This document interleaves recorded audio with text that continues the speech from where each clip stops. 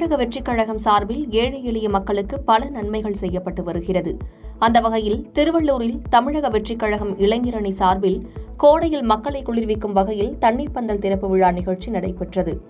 இந்த நிகழ்ச்சியில் சிறப்பு அழைப்பாளராக திரைப்பட நடிகர் தாடி பாலாஜி கலந்து கொண்டு தண்ணீர் பந்தலை திறந்து வைத்து பொதுமக்களுக்கு மோர், இளநீர், வெள்ளரிக்காய், தர்பூசணி போன்றவற்றை வழங்கினார். அப்போது செய்தியாளர்களை சந்தித்த நடிகர் தாடி பாலாஜி, மக்களுக்கு நன்மை தரும் இந்த நீர்மூர் பந்தல் திறப்பு நிகழ்ச்சியில் நான் கலந்து கொண்டது மட்டற்ற மகிழ்ச்சியாக உள்ளதாக கூறினார். நிருபர்கள் தமிழக வெற்றிக் கழகத்தில் சேர வாய்ப்பு உள்ளதா என கேட்டபோது, வருங்காலத்தில் என்ன நடக்கிறது என்று பார்ப்போம் என்று கூறினார். மேலும் மக்களுக்கு எந்த கட்சி நல்லது செய்கிறதோ அந்த கட்சியுடன் இணைந்து பயணிக்க தயாராக உள்ளதாக தெரிவித்தார். முன்னாடி சொன்ன மாதிரிதான், ஒருவேளை வந்துட்டு நம்ம பயணிப்போம், ஃபியூச்சர் என்ன நடக்குன்னு பார்ப்போம். 3 ஆண்டுகால திமுக ஆட்சி எப்படி பாருங்க? நல்லா தான் பண்றாங்க, அவங்களும் நல்லா தான் பண்ணிட்டு இருக்காங்க.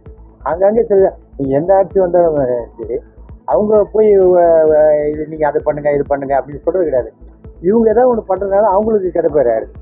ஓகேங்களா? அதனால சென்ட்ரலாகவே என்ன சொல்றேன்னா, அவங்களுடைய பணி அவங்க கரெக்டாக பண்றாங்க. பட் பப்ளிக் வந்து என்னன்னா, அவங்ககிட்ட வந்துட்டு இது கிடைக்கல அது கிடைக்குன்னு சொல்றாங்க, வாங்கிடுறாங்க. வாங்கிட்ட பிறகு அவங்களே திட்டினா அது தவறு தானே. தூத்துக்குடி அண்ணாநகர் 4வது தெரு பகுதியைச் சேர்ந்தவர் செந்தில் ஆறுமுகம். வழக்கறிஞரான இவர் அதே பகுதியில் மெடிக்கல் மற்றும் உடற்பயிற்சி கூடம் நடத்தி வருகிறார். இவருக்கும் இவரது தங்கை கணவரான கோபிநாதன் என்பவருக்கும் சொத்து தகராறு இருந்ததாக கூறப்படுகிறது. இந்நிலையில் செந்தில்குமார் இரவு மெடிக்கல் மற்றும் உடற்பயிற்சி கூடத்தை அடைத்துவிட்டு வீட்டிற்கு சென்றுள்ளார். அப்போது இருசக்கர வாகனத்தில் வந்த 4க்கும் மேற்பட்ட கும்பல் அவரை ஓட ஓட விரட்டி சரமாரியாக வெட்டி கொலை செய்துவிட்டு தப்பி ஓடியுள்ளனர். இதைத் தொடர்ந்து சம்பவ இடத்திற்கு வந்த காவல் கண்காணிப்பாளர் உள்ளிட்ட காவல்துறை அதிகாரிகள் நேரில் வந்து விசாரணை நடத்தினர். இந்த கொலை சம்பவம் சொத்து தகராறுக்காக நடைபெற்றதா அல்லது வேறு ஏதேனும் தொழில் பிரச்சினை காரணமாக நடைபெற்றதா என்று காவல்துறையினர் வழக்கு பதிவு செய்து விசாரணை நடத்தி வருகின்றனர்.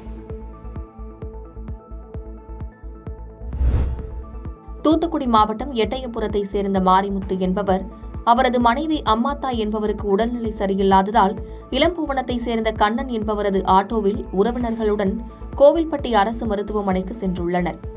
ஆட்டோ எட்டயபுரம் பேரூராட்சி அலுவலகம் அருகே சென்று கொண்டிருந்தபோது எதிரே வந்த பைக் ஆட்டோ மீது மோதி விபத்து ஏற்பட்டது. இதில் விபத்தில் சம்பவ இடத்தில் ஆட்டோ டிரைவர் கண்ணன் மற்றும் பைக்கில் வந்த நந்தா என்பவரும் சம்பவ இடத்திலேயே பரிதாபமாக உயிரிழந்தனர்.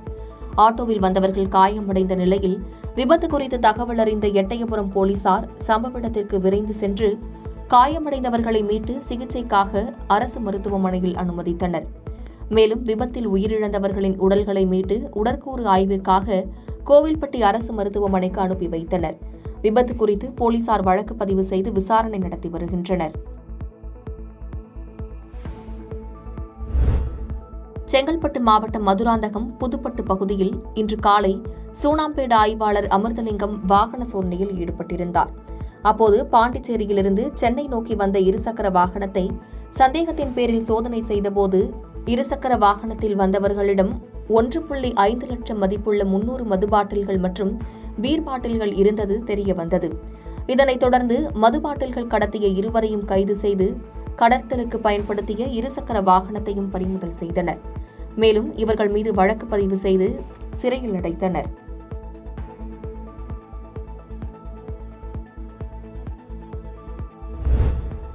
மறைமலை நகர் அடுத்த நின்னக்காட்டூர் பகுதியைச் சேர்ந்தவர் கலா. இவர் பசுமாடுகள் வளர்த்து வருகிறார். இந்நிலையில் நேற்று முன்தினம் இவர் பசுமாடுகளை நின்னக்கரை பகுதியில் மேய்ப்பதற்காக விட்டு வந்துள்ளார். அப்போது நீண்ட நேரமாகியும் ஒரு பசுமாடு மட்டும் வராததால் பல இடங்களில் தேடியும் மாடு கிடைக்கவில்லை. எனவே மாடு காணாமல் போனதாக மறைமலை நகர் போலீசில் புகார் அளித்துள்ளார். போலீசார் இதுகுறித்து நடத்திய விசாரணையில் 3 பேர் சேர்ந்து இறைச்சிக்காக பசுமாட்டை திருடியது தெரியவந்தது. இதையடுத்து மூவரையும் கைது செய்த போலீசார் திருடியவரின் வீட்டில் கட்டி வைக்கப்பட்டிருந்த பசுமாட்டினை உயிருடன் மீட்டனர். விசாரணைக்கு பின் மூவரையும் செங்கல்பட்டு குற்றவியல் நீதிமன்றத்தில் ஆஜர்படுத்தி சிறையில் அடைத்தனர்.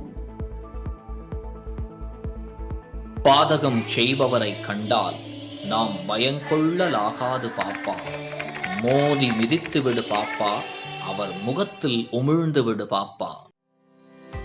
அண்மை செய்திகளை உடனுக்குடன் தெரிந்து கொள்ள இணைந்திருங்கள் இயம்நாடு தொலைக்காட்சியுடன்.